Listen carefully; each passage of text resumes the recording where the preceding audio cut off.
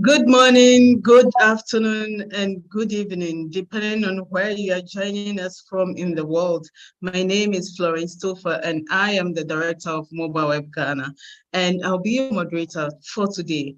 It's a wonderful Friday morning, and welcome once again to our Shifting Blame series. And as we all know, this series is meant to educate, highlight some of the key issues in gender-based violence. And I'm bringing the program to you from the American corner of Bogba, and this program is supported by Mobile Web Ghana and the US Embassy.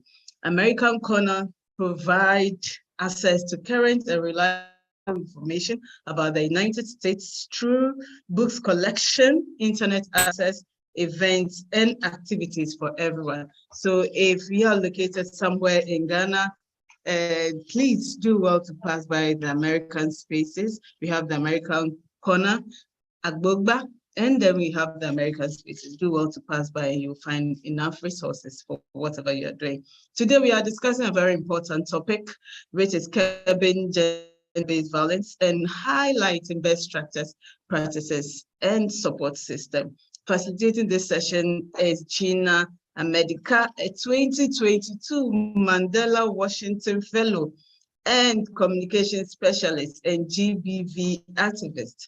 Gina Abena Amedika is a communications and development enthusiast with over 7 years experience in corporate space in Accra, Ghana.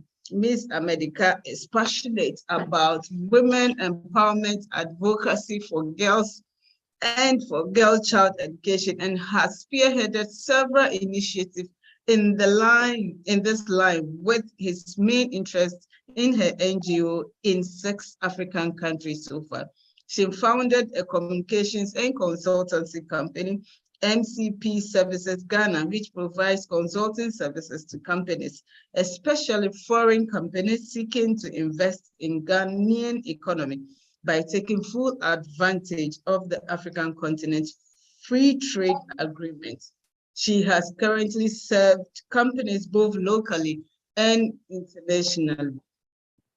And more about Gina, she is also a founder of Armor Africa, an NGO which advocates for girls' child education and women empowerment. In the past 2 years, Armor Africa has collaborated with other NGOs in other West African countries, such as Nigeria, Benin, Sierra Leone, Ivory Coast, Ethiopia, and Cameroon, to reach out to young ladies on critical issues such as gender-based violence and culture of rape.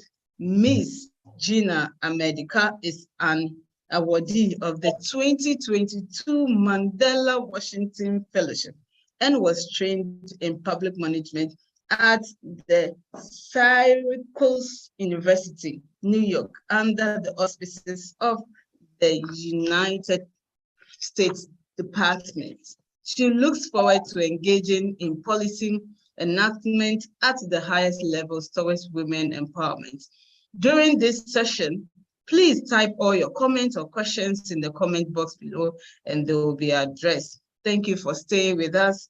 And I now hand over the mic to Gina. Gina, please take us through and educate us on some of the best structures and practices and support systems available when we talk about curbing gender-based violence in the country. Thank you. Thank you, Florence.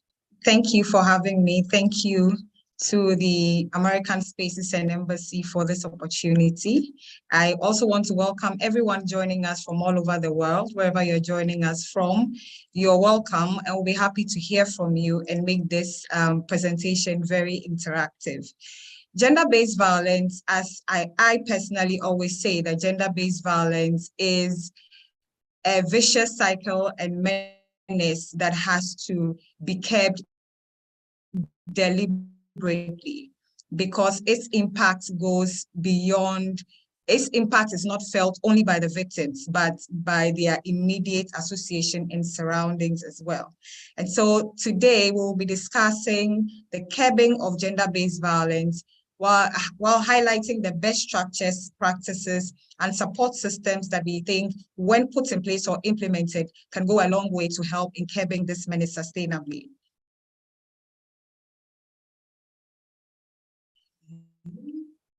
I've already been introduced, so that goes. Before we get into the discussion about the structures, it's important to always give a background about what gender-based violence is. According to the European Union, gender-based violence is any act of violence that affects persons of a particular gender disproportionately. Often when we talk about gender-based violence, the notion is that is any forms of violence targeted only at women. But it's important to note that acts of gender-based violence includes acts of violence against both genders of any age. However, it's important to also note that majority of victims of gender-based violence are women. And it's always important to draw the line that when we talk about gender-based violence, it includes all genders. But when we want to be specific about forms of violence targeted at women, we say that's violence, we term that as violence against women. And also, again, according to the European Union, violence against women is understood as violence of human rights and a form of discrimination against women, and shall mean all acts of gender-based violence that are likely to result in physical, emotional, psychological, economical suffering of women. So that's where we draw the line. When we talk about violence against women, we're talking about acts or forms of violence targeted solely against women. However, it's not to say that you're wrong when you use gender-based violence with regards to violence against women, because statistically, it is proving, or statistically, the most victims of gender-based violence are women. According to the Duchess Arteblatt International 2020, which is a German health magazine, 30% of women have experienced either physical or sexual forms of violence in their lifetime, and 3.4% of gender-based violence reported cases are against men. So you can tell by the disparity, which is extremely large or huge, from 30% to 3.4%, that women are usually the target audience, or are the receiving end of any forms of violence, which we usually term as gender-based violence. So let's bring the statistics down to Ghana. In Ghana, according to the Domestic Violence Victim Support Unit, which is DOVSU, which happens to be the institutional support system that exists to fighting gender-based violence, 31% of women in Ghana experience gender-based violence. 31%, that's extremely alarming, as even compared to the global figure, which tells you how serious or dire the situation is in our particular context. What are the driving factors of gender-based violence? What are some of the factors that push or instigate actions or violent actions against women? Cultural factors have been identified as some of the key drivers of gender-based violence. As in subsequent slides, I will touch on certain cultural practices that are harmful towards the health of women, which is why we identify some cultural practices as some drivers of gender-based violence.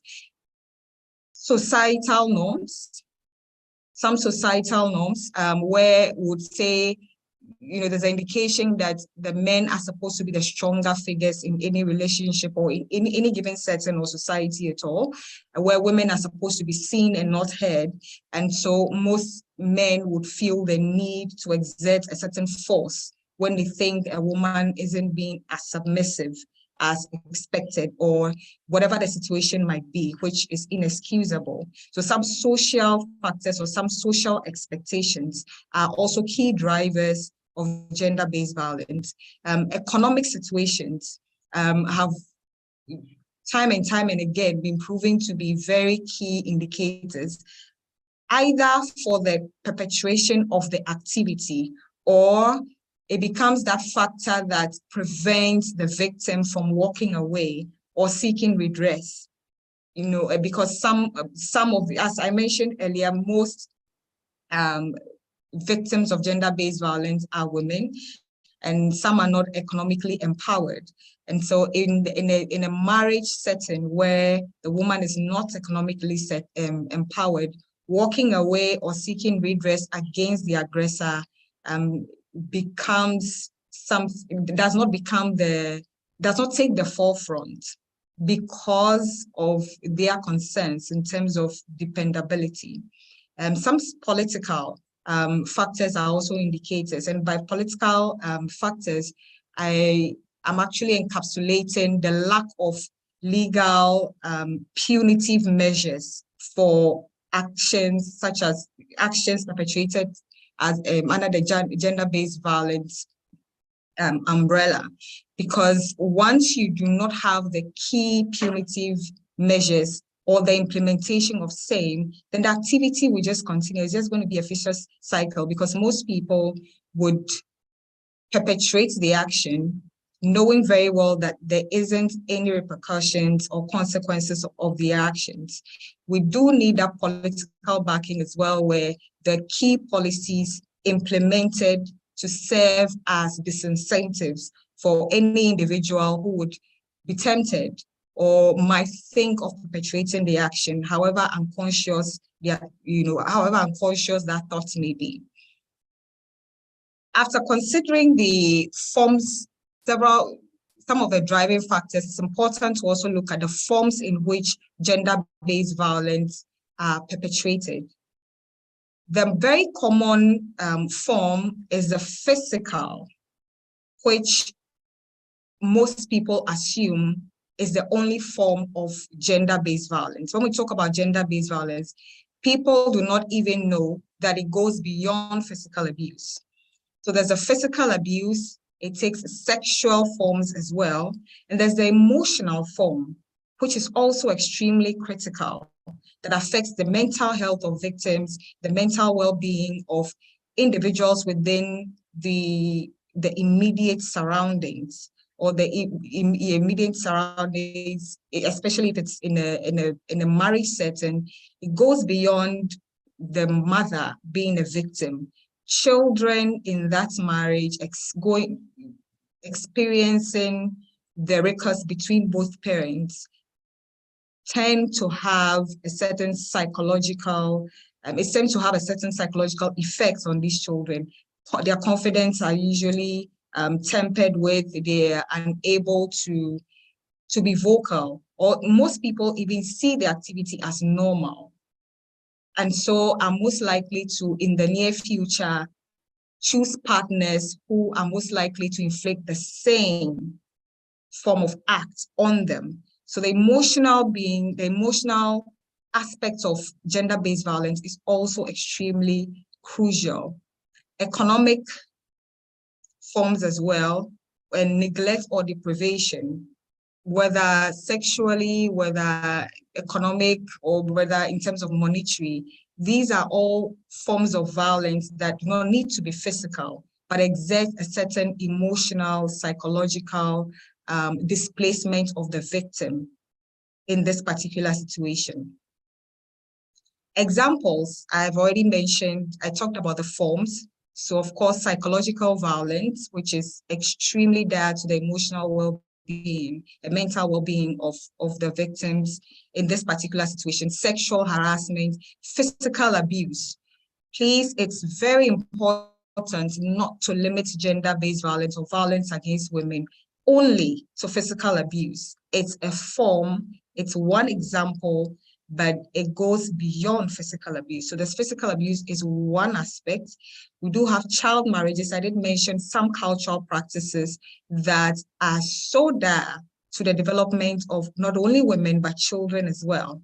So child marriages or betrothals are very key cultural practices that should be frowned upon. Female genital mutilation is also another really negative cultural practice that inflicts extreme harm on its victims, mostly women and female children. After giving the background on gender-based violence, it's important to know that Gender-based violence, curbing gender-based violence ought to be deliberate and strategic. We have to be extremely strategic in our desire or in our quest to solve issues or in our quest to curb gender-based violence in order to do it sustainably. It's not sustainable enough to simply talk about the issue or to create awareness, but it's sustainable when we match best practices with structures and support systems. That way, we're giving a general holistic overview and a very holistic approach towards solving the situation. In our quest to project the sustainability in terms of curbing gender-based violence, we'll be talking about some best practices that we think should be adopted. Some are already in place, of course. Some are already in place in a Ghanaian context being implemented, but can be improved upon. How do we do this? It's important to create awareness. It's important in terms of best practices to educate on gender-based violence and then put in place very strong preventive measures. We talk about education in terms of education as one of the best practices. We ought to be able to train professionals. By professional workers, I mean youth-related workers, teachers, social workers, people who work directly in line with GBV victims, work in line with women, have access to children, either in schools. Training should go beyond just workers in schools to probably our judicial systems as well, where we have judges sitting and trying cases, GBV cases. They should undergo a certain form of training. Our schools as well, teachers should be trained and enlightened about gender-based violence so they know exactly how to pass the information down. We do have social workers who ought to be trained in order to implement the best practices, and the health service providers as well. It's important to know how to approach and how to deal with victims of gender-based violence while providing healthcare. So we should be able to train. And I use the word train because there's a very thin line. There's similarity between education and awareness. And awareness might be making an issue known, but for education, you're being deliberate, you're being in-depth, you're being systematic, you're being careful. And in terms of education, you're couching your information to suit the recipient. Because in as much as we have teachers, youth workers, social workers, trainers, all are stakeholders of the gender-based preventive, frontline preventive workers of gender-based violence, I'll put it that way. But everybody plays a different role. The role of the judge will be very different from the role of the health worker, even though they might all be dealing with victims of gender-based violence. The role of the teacher might be different from the role of the social worker when it comes to gender-based violence, even though they would both be dealing with victims or dealing with individuals who might be victims. So it's important to couch and coin trainings to suit the particular sector, so to be able to drive home the needed skills to deal with victims of these acts the way they should be, in a very sustainable manner. Aside from education, I did mention awareness creation as the second aspect or the second best practice. It's important to make an issue known. Again, most women do not even know it's against the law to be abused, whether physically, emotionally, or in whichever shape or form, especially in our setting, because of certain social and cultural beliefs, where we assume the men should have a certain stronger appearance and force. Most women either don't know about it or are even reluctant to seek legal redress. or even do not know about the associated consequences of such actions on them as individuals. It's important to be able to raise awareness about the forms of gender-based violence, what gender-based violence is, and its associated implications on them as individuals. Most people do not understand the psychological, most women especially do not understand the psychological and emotional deficiency that this brings on board. They just assume it's a wound, it's healed. Well, the wound might heal, but emotionally and psychologically, you're still very much inflicted in a very negative way. So awareness creations where could use a very traditional forms of awareness creation tools, documentary posters, leaflets, traditional media, social media, use these as forms or as avenues to send the information out there, to reach out to every individual, make sure that we're well enlightened about issues related to gender-based violence. I would say in Ghana, we did have some campaigns on TV, especially on GTV, that sought to speak against domestic violence, gender-based violence. These were very well and good, but can be intensified because there shouldn't be a very periodic or a one-off campaign. They should be consistent enough to be able to reach everyone at every single stage. And I do not recall the last time I saw any of these on TV anyway, but the onus has been on CSOs, such as my NGO and other NGOs who are doing fantastic and amazing jobs in Ghana to drive home this information or to be able to create this awareness in the Ghanaian society. But there's still room to do more. And there's still room for improvement.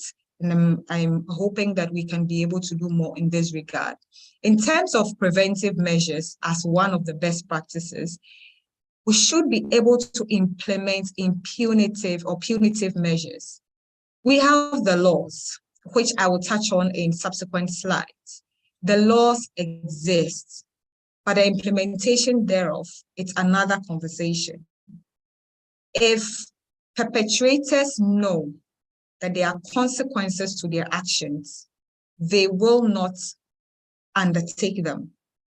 If victims know that if I am to report or to seek legal redress, justice will be served, they will always be more than happy to seek legal redress. But when it's the opposite, then the victim wouldn't be as motivated to put themselves out there, and the perpetrator will feel emboldened to continue in his acts, to continue in his acts, which shouldn't even be the case. So in environments where we experience very emboldened perpetrators, we should question the existence of punitive actions or measures, or those are indicators that the punitive measures are not being implemented or aren't as dire as they should be, or are not serving as disincentives. We should also run empowerment programs as one of the preventive measures. Women should know that they have a voice. Women should know that their voices matter, that they can be heard and believed. Because most people, or most women, I've had the pleasure of, or the privilege of working with some women who've experienced gender-based violence, some young girls who've been raped. And the challenge usually is, one, what would people say? People will look at them in the fear that people will look at them in a certain light. The fear also that they will not be believed, or the fear of being questioned in very uncomfortable manners, such as, what were you doing in his room? What were you doing in a man's room at that time? He bought you this, what were you expecting? Those are all unfortunate statements or unfortunate comments that can derail a person from coming forward and seeking legal redress. But if we're able to run empowerment programs where women know that they can be heard, and know that they have the law on their side, then it becomes very, very easy for them to seek legal redress. And it's important also that the structures exist to be able to uphold the law whenever these women take a step forward to be able to seek that redress or seek that justice, that much needed justice. After discussing the best practices, which has to be education, awareness creation, and preventive measures, it's important to look also at the structures that ought to be in place, or some of the best structures that we can have in order to contribute towards the curbing of gender-based violence. Our first structure to be considered would be the institutional frameworks.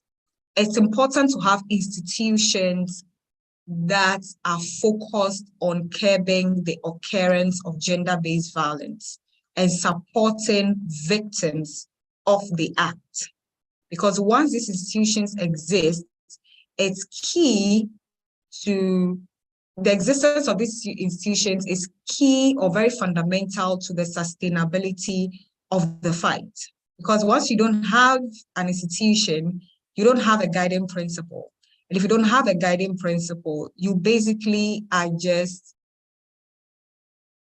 implementing relief methods that will not be sustainable enough. We should also have legal frameworks that support the seeking of legal redress and the implementation of the law should this act be perpetuated.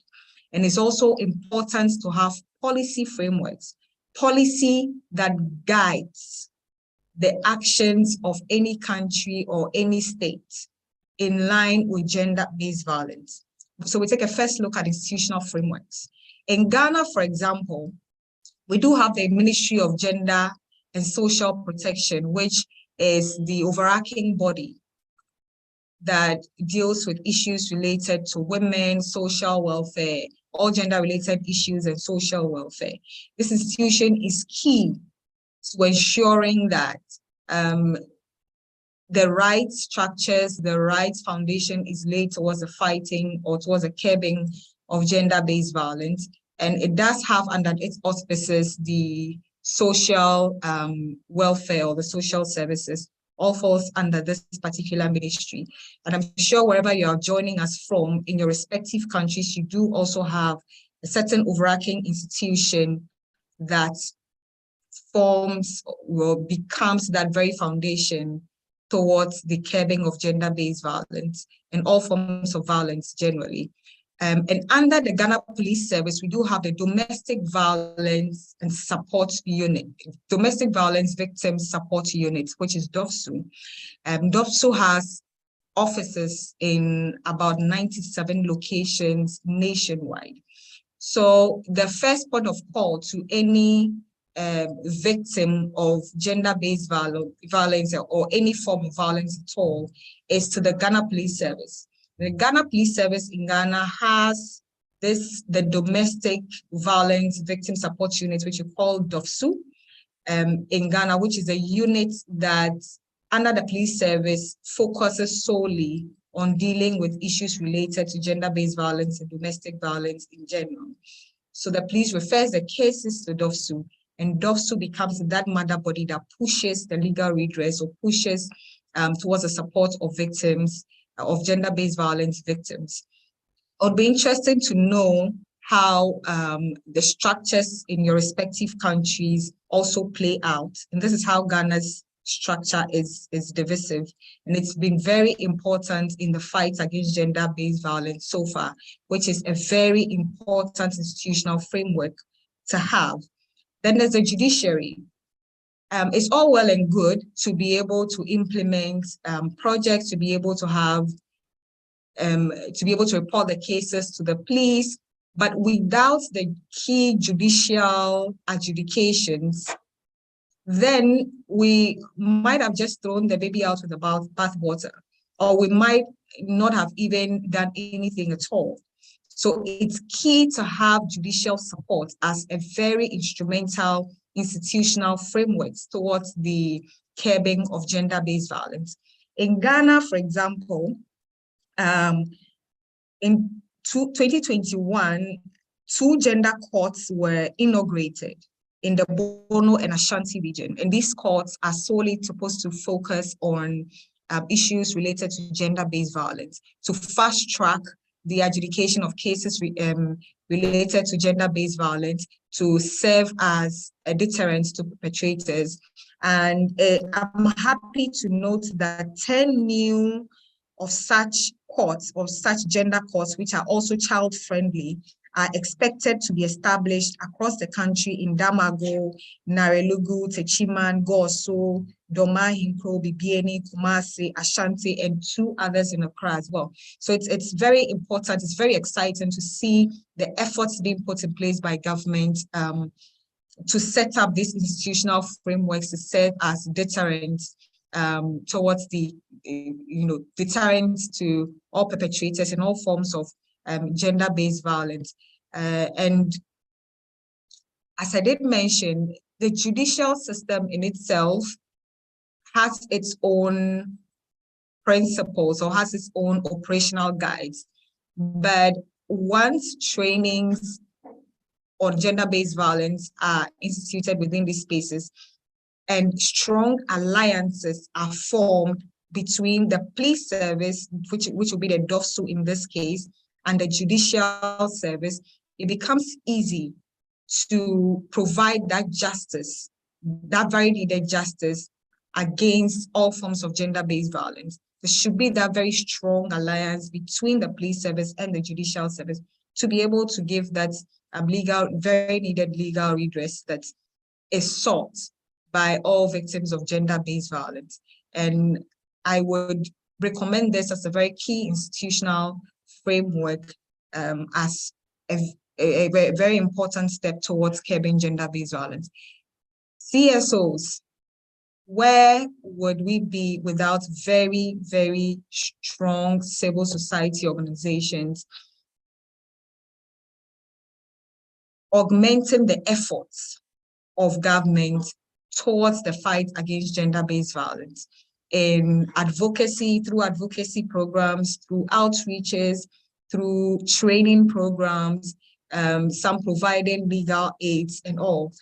All these activities by some selected or some very key CSOs all contribute towards the curbing of gender-based violence, and the CSOs being institutions on their own become a very strong institutional framework that contributes or complements government's efforts, the efforts of any government, regardless, wherever in the world, towards the curbing of gender-based violence. It's very important for governments or key political institutions to empower CSOs in their quest to support the efforts, because complementing the efforts of the respective governance structure only goes a long way to propagating, or only goes a long way to push further the quest of curbing gender-based violence. Government can have its key structures, can have its key implementation policies, but once the CSOs also exist as a key institutional framework, complementing the efforts at the grassroots level in their very limited but important ways, through advocacy, through education, through trainings, it goes a long way to help victims and even in some cases perpetrators to realize the repercussions of the actions and what the way forward should be. So institutional frameworks are key. These are some of the examples of institutional frameworks that exist in Ghana, which are very important towards the curbing of gender-based violence. We would only recommend that a lot more CSO be empowered to contribute towards the fight or the curbing of gender-based violence. Legal frameworks were still, and under the structures, we've discussed the institutional frameworks, the legal frameworks. The legal provisions are hinged on the 1992 constitutions in Ghana. We do have the Police Service Act, which serves as one of the key reference points in dealing with issues related to gender-based violence. The Criminal and Other Offences Act 2960 is also a very key fundamental act. The Children's Act 653 or 2003, also a very key legal framework, and the Ghana Domestic Violence Act 723 2007. These are very important acts or legal provisions within the 1992 Constitution that backs the curbing of gender-based violence, that backs the fight against gender-based violence, that backs the seeking of redress by any victim of gender-based violence. And it's important for women to know about their legal rights, and once you know about it, once you know that the standings or the provisions of the Constitution against certain acts that are perpetrated against you, it makes it easy for you to seek that very, very needed redress. We look at the policy framework now in terms of structure. Now, policies are very key guides or guiding principles to the implementation of any activity or any plan by a given political institution. In this regard, the National Gender Policies that was instituted in 2005 is a key national policy that provides the step-by-step guide towards all gender-related issues in Ghana. And embedded in this national policy are issues related to gender-based violence and what the provisions should be related in relation to gender-based violence. The 2009 and 2019 National Plan and Policy Action also is that one key policy guide that becomes that foundation or becomes that guiding principle to which the national conversation is had, or that guides the national conversation in gender-related issues. And it's important to note that whichever country where you're from or whichever setting you find yourself in, we might have the institutional frameworks, we might have the legal frameworks, but without policy guiding activities, there's still room for a lot to be done. It's important to have that policy that guides conversations. It's important to have the policy that sets up that foundation or that foundational guide towards the step-to-step implementation, implementing plan towards a particular activity, and in this regard, gender-based violence. I particularly was happy when Ghana put the national gender policy together. And of course, we do have this policy, and key points within the policies can be devised into law. And we're hoping that certain important aspects of the policy would be entrenched into law that will serve as very strong punitive measures against gender-based violence. After discussing the structures, which has to do with the legal, the institutional, and the policy framework, let's look at the support systems that are very key to curbing gender-based violence. And even if it's happened, how do we salvage the situation? How do we support victims of gender-based violence? Policy implementation is a key support system. As I mentioned earlier, nothing gives confidence to a perpetrator than knowing he can get away with his actions. Absolutely nothing emboldens a perpetrator than knowing that he can get away with his actions. He will go out and do it again and again and again. However, once there's that understanding and that realization that he can be held accountable for his actions, he is kept in check. And on the side of the victim as well, once a victim knows that she can or will be given that needed legal redress, she is emboldened to step forward in the case of any eventuality. But in the absence of that, we might just have an endless cycle of abuse without any cause of redress, because if I know I step forward and nothing will be done, I won't come at all, because stepping forward means putting myself in the forefront of the situation. And if I don't have the needed support, I am not coming. So it is important to push for policy implementation. Policy implementation is one very underrated support system. And it's also important for victims, especially in Ghana, to know that women under the protection orders or victims under the protection orders based on the Domestic Violence Act 11 to 16 are entitled to protection, are entitled to some form of protection, having experienced some form of gender-based violence, if they know their lives are still in danger, and their lives are still in danger, and especially when the case is still being tried. In a case where the case is still in court and they feel their lives are endangered, they are entitled to, under the protection orders, victims are entitled to some form of state protection. It's important for victims or for women generally to know the rights under this protection orders. The structural support, DOVSU Ministry of Gender and Social Protection, and whichever ministries exist or institutional structures existing in your countries, is very important to have them doing their jobs under their respective expectations, because some institutions exist by law and in principle, but in terms of the implementations of their how would we even term this? Their job descriptions, it leaves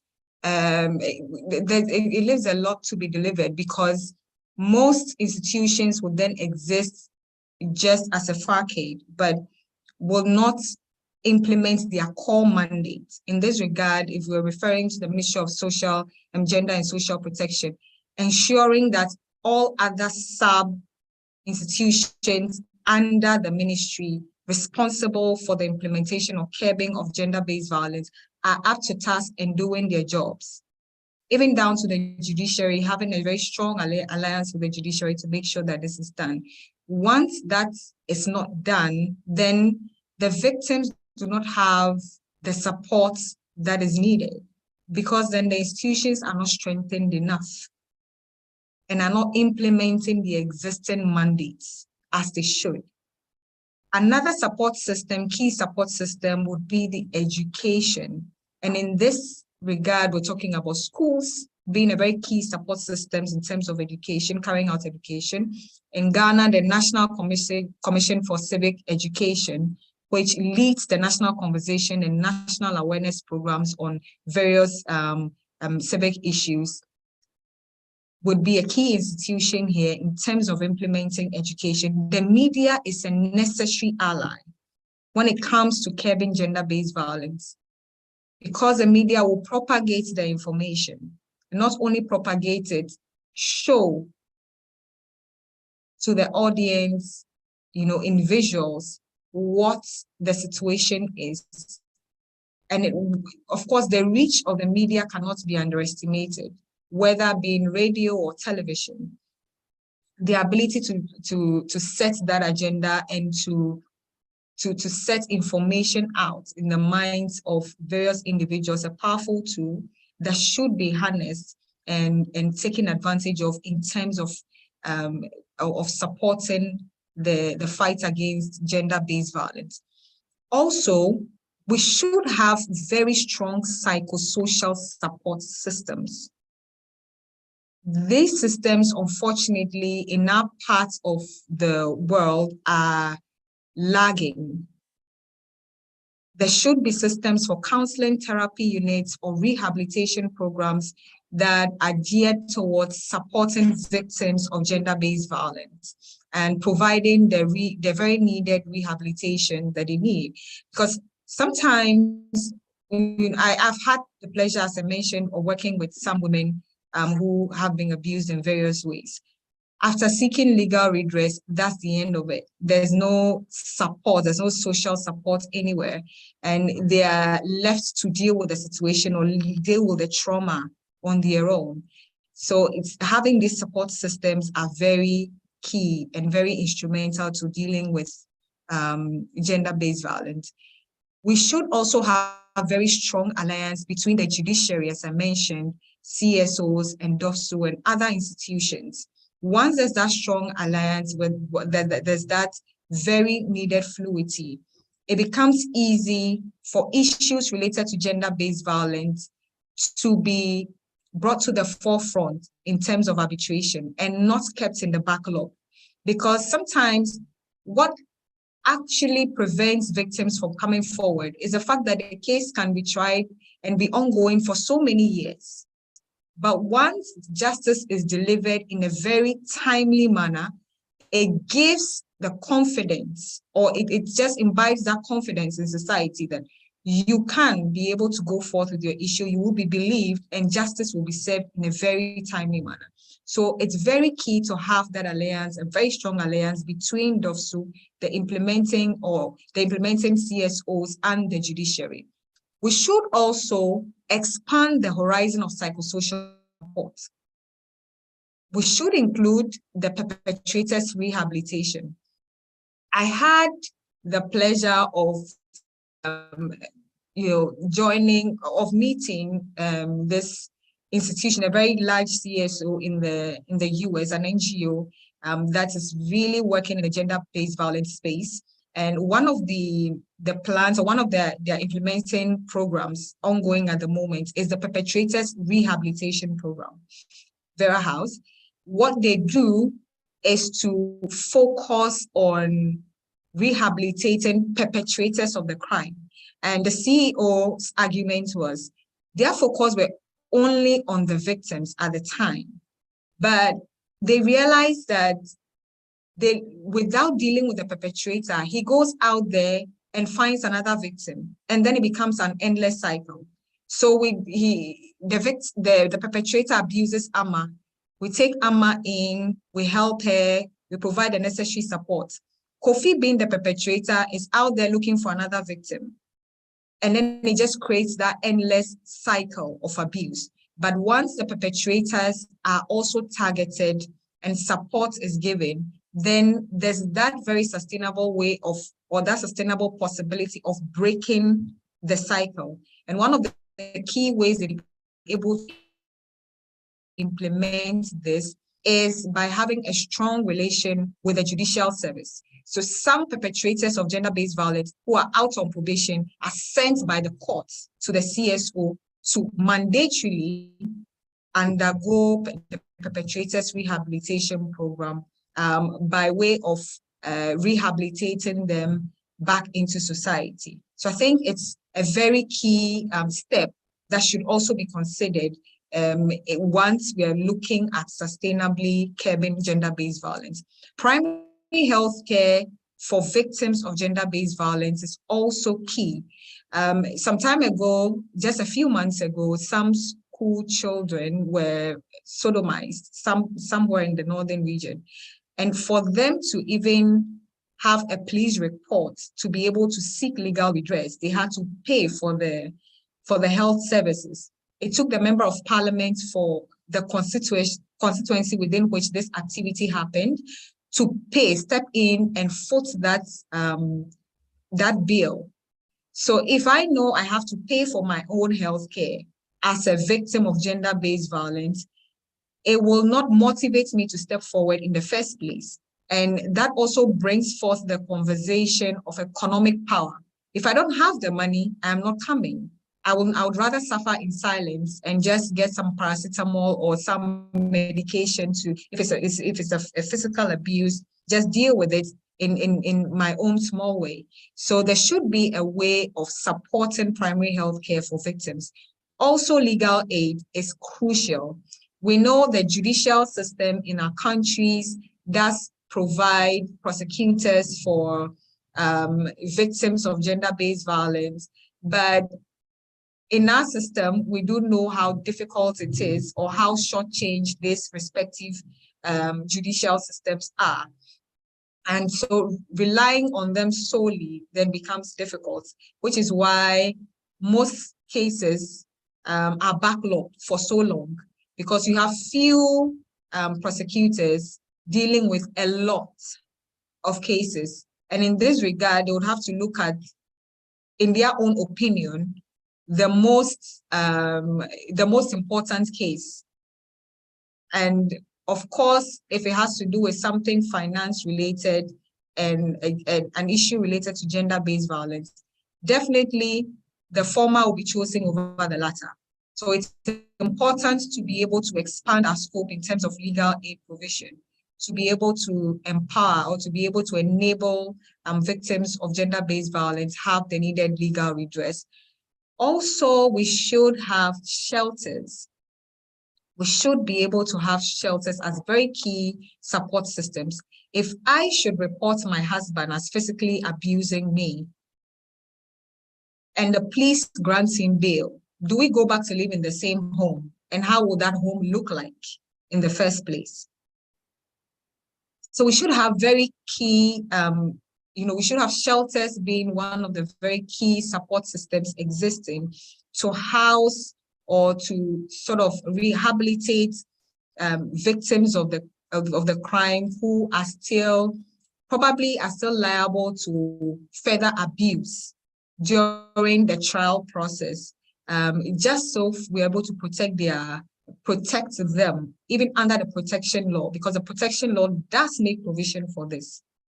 So we should be able to implement this under the protection law to make sure that we are protecting victims of gender-based violence as we should. That being said, I would say that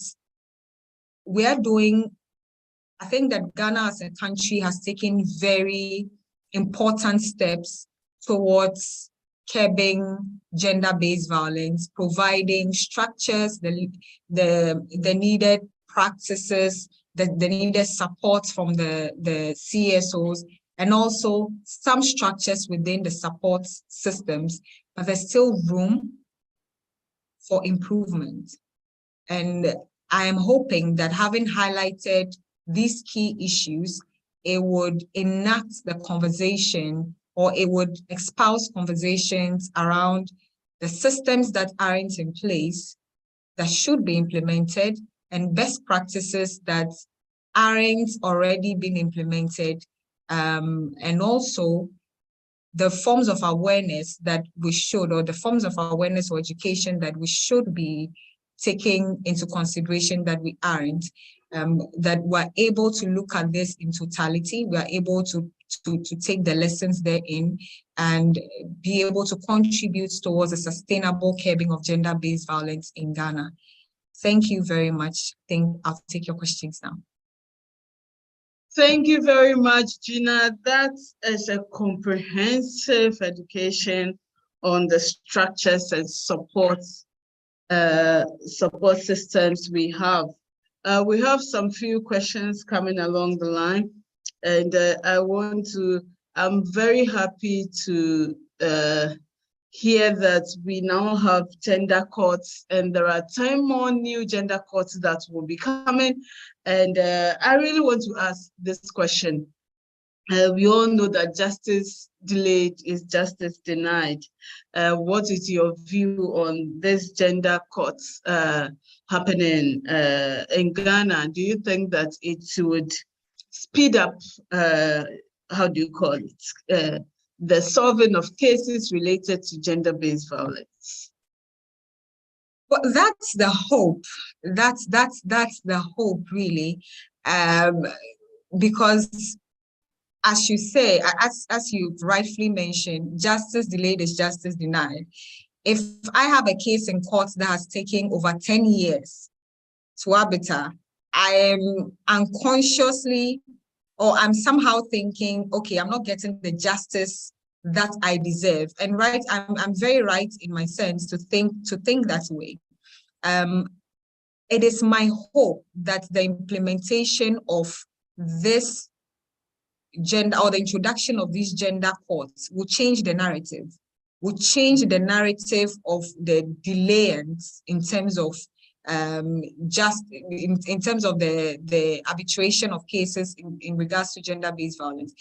That's the purpose of the gender court anyway, to make sure that no other case goes there except cases related to gender-based violence. So now there's no excuse in any case. There's no excuse for delay. So that's the hope, that's the intention. We only hope that the implementation goes as planned. Because, you know, as I always say, we have the laws, we have the institutions, but the implementation is a different story. So Gina, thank you. And just building on that point, there is a question. We have all these wonderful, beautiful institutions and support systems, but it still feels like when you go to the ground, when it comes to gender-based violence, when you call girls into a specific room and you ask them the question about gender-based violence, most of them are having issues with gender-based violence. They can't communicate, they can't talk to anyone. What has accounted for this? We have the institutional framework, we have the legal structures available. We have so many things in Ghana that supports, and we should have less of these issues around. Why is it that it's still the case? I would say that, as I mentioned in my presentation, the cultural and social setting that we have play very crucial roles in the cycling of gender issues related to gender-based violence. Because right from infancy, we're oriented about the roles of men and the roles of women, and how women are supposed to be submissive. There's nothing wrong with being submissive, but whereas as opposed to men projected as a more physical and a more forceful gender. Well, in the physical strength, yes, but culturally, we have oriented our young girls and our young women to be accepting of certain practices and certain actions that should not even be. And that's their idea of being a good girl or a bad girl. You know, that's their idea of being a good girl, being submissive, being not even complaining about the very unusual. That's the societal expectation of a good girl. That's why you'd hear narratives such as, oh, I want to marry a submissive woman. The notion behind that is to marry a woman who would not enforce her rights, or who would just be allowing of a lot of things or a lot of actions, which is quite unfortunate, which is why you have so many women who would be victims and not be able to speak out. Case in point, I have a mentee, a very young lady who right in secondary school was raped by a family friend and got pregnant.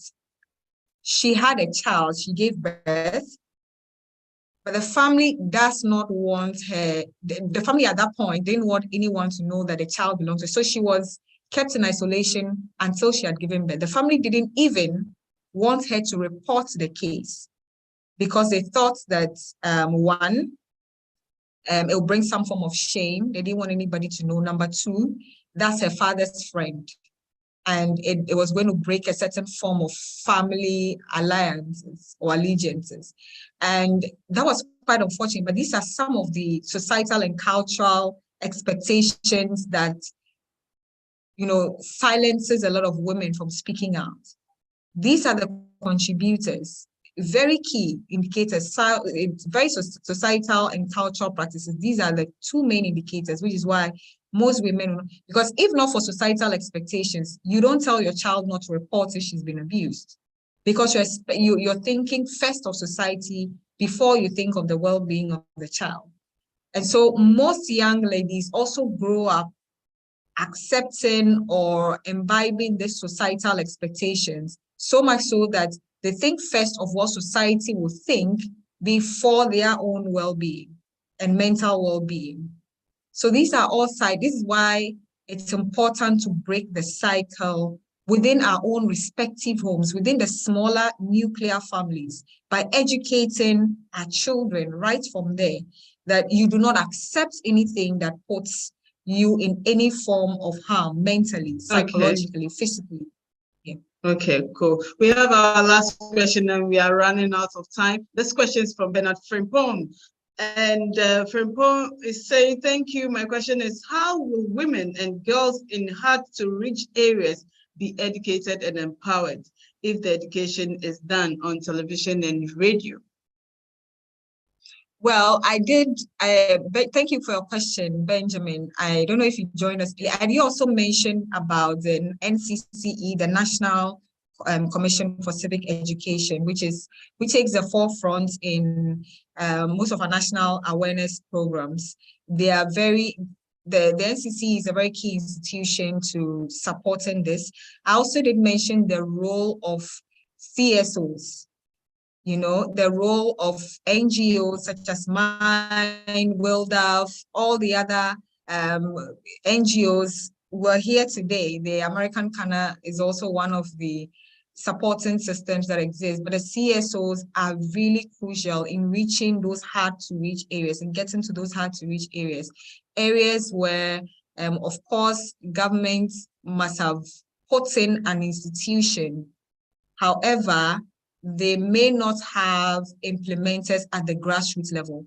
At that level, the CSOs can complement or augment government efforts, which is why I did mention empowering of CSOs, and I also think that the NCC is a key institution to drive this form of education. Thank you. Thank you very much. And this brings us to the end of the question time. And we want to thank you, Gina Abena Medica, for this wonderful education on the structures and some of the systems we have when it comes to gender-based violence. And before ending today's program, I want you to know about an amazing online resource that you will find helpful and you can tap into it and use it. It's called the eLibrary USA. The eLibrary USA is a state-of-the-art digital library with 9 premier electronic databases that include digital newspapers, magazines, journals, videos, and dissertations. Usually, these resources is available to use in person at American spaces, but with the global pandemic, the access to this resource has been open. And if you are interested, please sign up using the link in the comment section below. And this program was brought to you by the U.S. Embassy, American Corner Global, in partnership with Mobile Web Ghana. And this brings us to the end of this session. Follow us on YouTube at U.S. Embassy Ghana for more amazing virtual programs. Thank you very much for joining. Stay safe, observe all the safety protocols, and please continue to observe social distancing and wearing of masks where it is important. Thank you very much. So we meet next time. I thank our resource person, Gina, for coming along, and to our viewers, to people who are watching us online. Thank you, and we hope to see you next week, Friday, for an amazing session. Thank you also to the U.S. Embassy for hosting us. Bye. Bye.